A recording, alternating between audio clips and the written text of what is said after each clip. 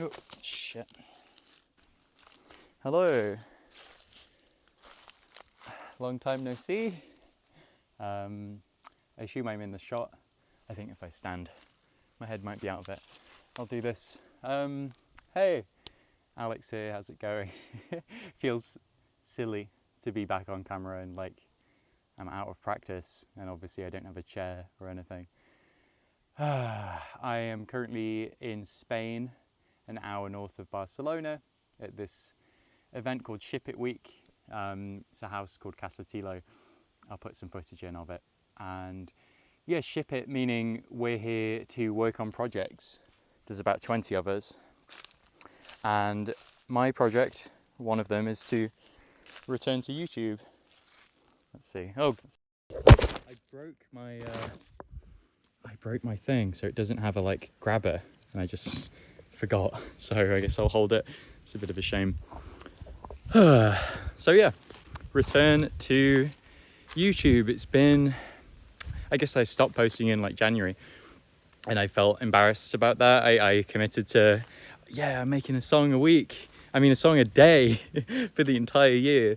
And it was really fun for a bit. And then, it was an experiment in, I've never made music before. So in retrospect, fairly insane to just be like, song, this is definitely what I want to do. And I'm locking in for an entire year. Pretty quickly became apparent that music isn't the only thing I want to do. And I feel like I put myself in a bit too much of a box with this channel. I am Alex, the person who is making music, and that is my identity. And there's way more to me than that, of course. And I want to return. I really like doing this. And I want to bring more of myself. And there's pressure to make some kind of amazing return video that's like really well planned and summarizes everything about me in one go. You just can't do that. So I thought, you know what, today I'll just do a quick thing. This is the quick thing. See if I can balance the camera or my phone on this thing with no grabber.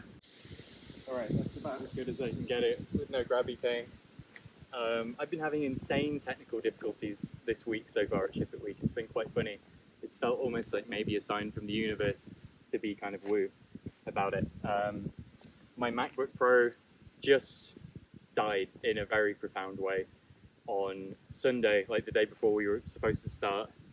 And then I bought a new one. Well, I got a secondhand ThinkPad from Facebook Marketplace, keyboards in Spanish, old Windows on it. I put Linux on it, spent all day setting it up, and then I broke it at the end of Monday. So it's just been, it's been crazy. There's something there around unplugging from technology. I'm such a laptop boy. I'm just always at my computer, especially these last like 6 months or so, really kind of locked in and living to work and do projects and stuff. And it's been interesting being here where a big part of it is doing work and doing projects, but also just like hanging out and being so out of practice in that, spending time with people. But it's been really sweet as well. And I've been writing. This is where I am. The house is just up there. You might be able to see there's like a camper van. In addition to, for the last like 2 months, I've been writing loads on this website, like a digital scrapbook. And I've been writing these like vignette things for the last week, kind of prose poetry. I don't really know what it is, but it flows really nicely. I'm really enjoying it. And I think they're quite nice, and I've been getting nice feedback. So I might read one of those at the end of this video. And this might be the video. I might keep it short. In a way, there's not much to say right now other than, returning feels good. Lots has happened. I'm very excited, very daunted too. I just did 5 months of this contractor job doing like internal operations that I've done in the past for startups. And it just felt really grindy and bad, and I just couldn't do it. And I've quit now.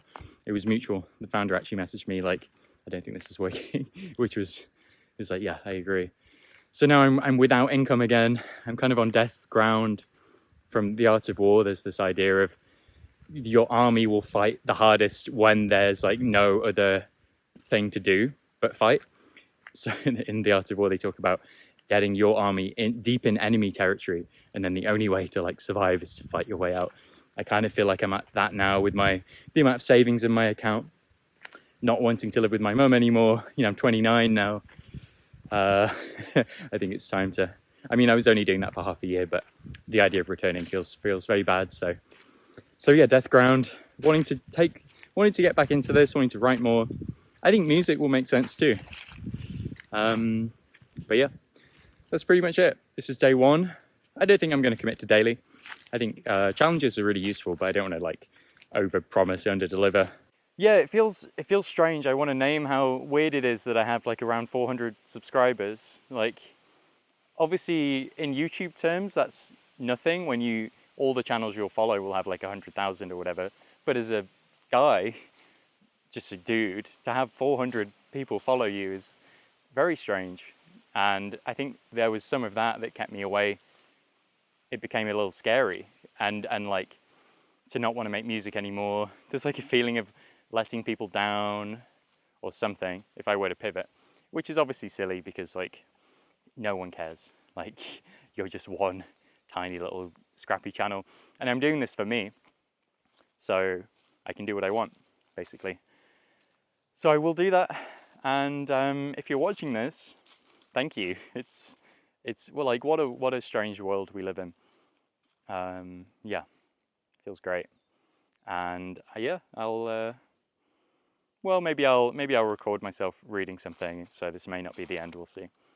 Okay, this is a vignette. This is the second one I wrote. I wrote the first one, and it went really well. And then this second one is kind of about getting overwhelmed with pressure of having to recreate the kind of magic again. It's called Don't Be Overwhelmed. I think I have a pretty good idea of how you'll be feeling right about now. Your brain is probably abuzz with things to write about. There'll be the new mental move, a fun new bit of phenomenology.